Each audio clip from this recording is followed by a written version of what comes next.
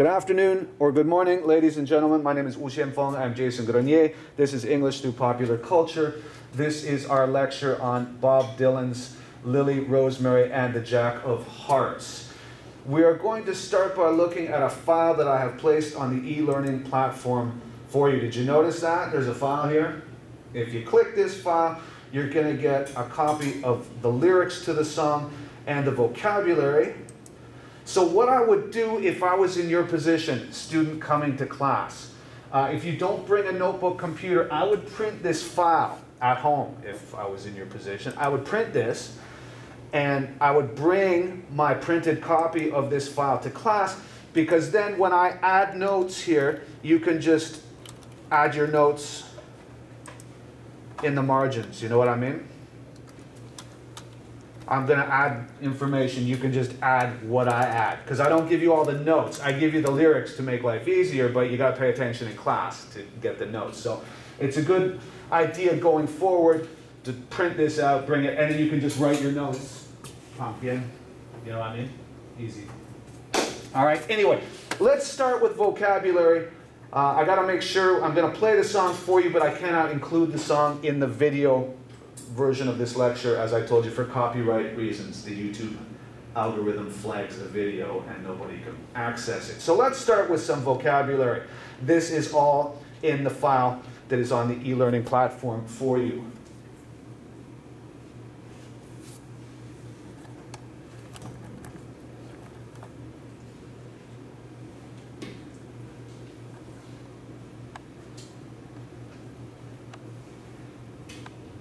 Okay, first word, please repeat after me, gambling wheel.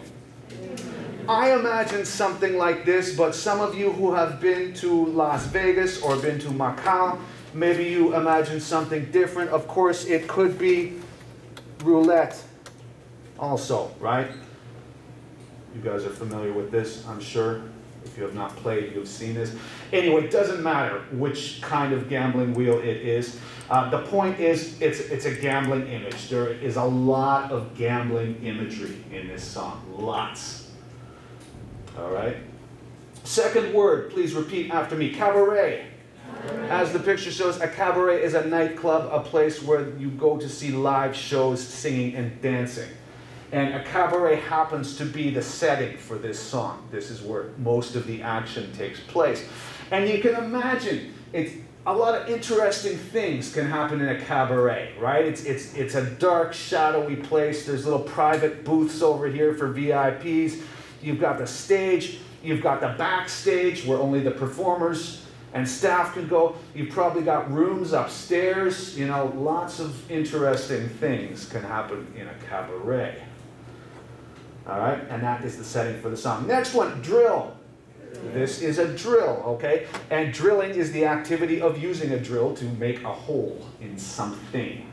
All right? And in this song, we keep hearing about the drilling in the wall. We hear about it many times, and it ends up being very important in this song, the drilling in the wall. Who is drilling? What are they drilling? Why are they drilling? Where are they drilling? It becomes very important in this song. Next one, curfew. Curfew is your go-home time, okay? Maybe your parents give you a curfew. Maybe the government sets a curfew, or the police, or the military, something. There's an emergency situation. It's the time you need to get off the streets and go home at night. Curfew. All right. Not super important for our song, but we use these songs as vehicles for learning vocabulary. This is a good word to know. Who had a curfew? What was your curfew when you were growing up? High school, what was your curfew? 8 p.m. Huh? 8 p.m. That's really early. Wow. Your dad must really want to protect you. I'm a dad, I understand. My daughter will have a curfew forever. 8 p.m. when she's 21. Okay, how? 8:30. All right, next one, Jack of Hearts. Right, so if you're playing cards with Wycliffe, and we don't call it J, we call it Jack. And this is the title character in the song. This is the most important character. And we're told when this character shows up that he comes in standing in the doorway looking like the Jack of Hearts. So we need to think about why Bob Dylan chose this image. What does it mean if you look like the Jack of Hearts? So we will come back to that and we will discuss that. I think it's a very interesting image. And again, it's the gambling images, right? Gambling wheels, cards, all this imagery. That is the Jack of Hearts. Next, 5-card stud. More gambling imagery, right? It's a variation of poker. There are different games that fall under the rubric of poker, and 5-card stud is one such game. All right, next one, diamond mine. Well, there you go. A mine is where we dig something precious out of the earth. A gold mine, a silver mine, a coal mine, a steel mine, whatever. There is a diamond mine in this song. Place of great wealth, obviously. Next, this picture goes with the word under it. So look at the picture and then we'll scroll down. The word is dandy. Okay, so it means like well-dressed, like a gentleman, very stylish. And we can also, it's an adjective, but we can also say that a person is a dandy. This guy, he's a dandy. It's an old word, so we don't use it today. You know, your friend buys a new shirt. You say, wow, you look really dandy. No one talks like this now. Usually, if you say dandy, we just think like a very stylish man. Let's see what turns up here in an image search. Right, like really well dressed. And if you tell me somebody's a dandy, I get the feeling also that he doesn't like to get. We only use it for men. Okay, it's not. We don't use it for women.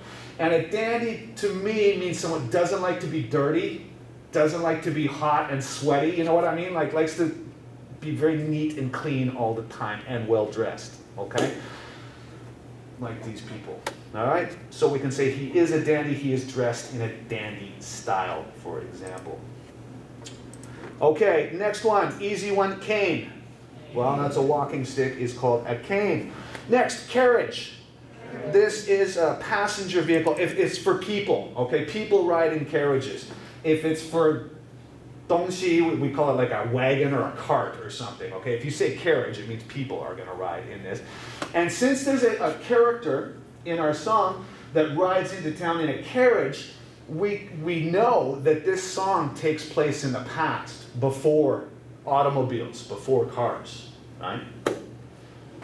That is a carriage. Next, eyelashes. Okay, nice long eyelashes. One of the characters, she flutters her eyelashes. Flutter means move them like a butterfly, like you know, 有点装可爱的意思, just flutter your eyelashes, okay? Next one, saint. Okay, so a saint has the meaning of a holy person. Technically, it's someone who does miracles in their life. If they like cure sick people or something, the church can just say, okay, you're a saint because you did these things. But the way we're using it in the song today, we just mean somebody who's like really got no bad habits and innocent. Like the example sentence, this guy, he doesn't drink, he doesn't smoke, he doesn't gamble, he's like a saint. Compared to his friends, maybe. His friends are all bad guys, you know what I mean? There's this one guy, he doesn't do anything bad. He's just really innocent and pure and well-behaved. We can say he's like a saint. All right, next one. Ooh, revolver.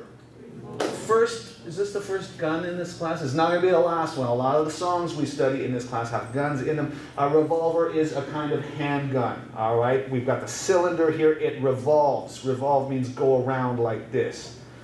Okay, so the cylinder revolves. Bullets go into these chambers. This is a revolver, a kind of handgun. Next, safe. Okay, we can also call a safe a vault. It is a thing in which you can store your valuables, whatever they may be. All right, that is a safe or a vault. Next, penknife. Also call it a pocket knife because of the size and the shape of this, a folding blade like that. We can call it a penknife or pocket knife. Next, the gallows. Gallows is this platform that we build to hang people. The rope is called a noose, but you don't need to study that, okay? Because this song's, that word is not in the song. That's just for your information. But you do need to know gallows because it's important in the song. It is the 平台, like the platform and the scaffold. When in Canada, when we had the death penalty, we don't have it anymore. We used to hang people. Go and watch. Bring the family. Weird. Okay, next one, die. D-Y-E, not D-I-E, right? This dye means some kind of coloring. Now in this case, it's hair dye, right? It could be food dye, right? To make a birthday cake pink, or it could be fabric dye to make your white t-shirt purple or whatever, okay? Dyes are coloring. In this song, in this case, it's hair dye.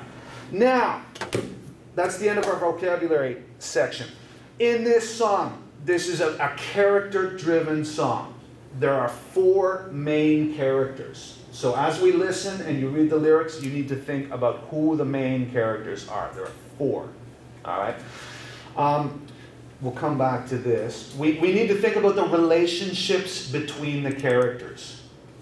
It's very complicated. There are 2 men and 2 women in these main characters. And it's very complicated, these relationships. So as we listen and read the lyrics, we need to think about who is with who, and who wants to be with who, and who doesn't want who to be with who, and who shouldn't be with who, but maybe with who, and who would hate it if who was with who. It's very complicated. It's messy. So we need to think about the relationships.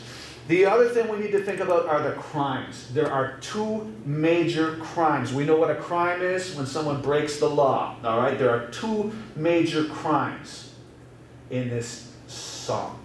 We need to think about what these crimes are, but more importantly, we need to think about who is doing these crimes, who is helping who to do these crimes, who the victims are.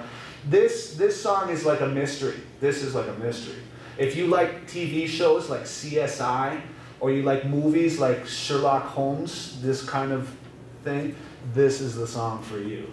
Because there's 2 crimes, and we need to solve these crimes, because Bob Dylan doesn't tell us who commits the crimes. But Bob Dylan gives us lots of clues. All through the song, there's clues. What if hey, wait a minute, wait, what does this mean? It's a great song. It's such a fun song, because it's like a mystery, and we get to solve it. Okay, so these are the things we need to focus on. The characters and the relationships between the characters and the crimes. 2 crimes, 2 major crimes. Who is doing these crimes? What reason do they have? Who's helping them? These kinds of questions. Chance to be like a police detective here. Now, we're going to listen to the song at this point. So I'm going to shut off my video recording because I cannot put the song in the video. 等一下. That's the end of part 1 of our lecture. It will continue in part 2.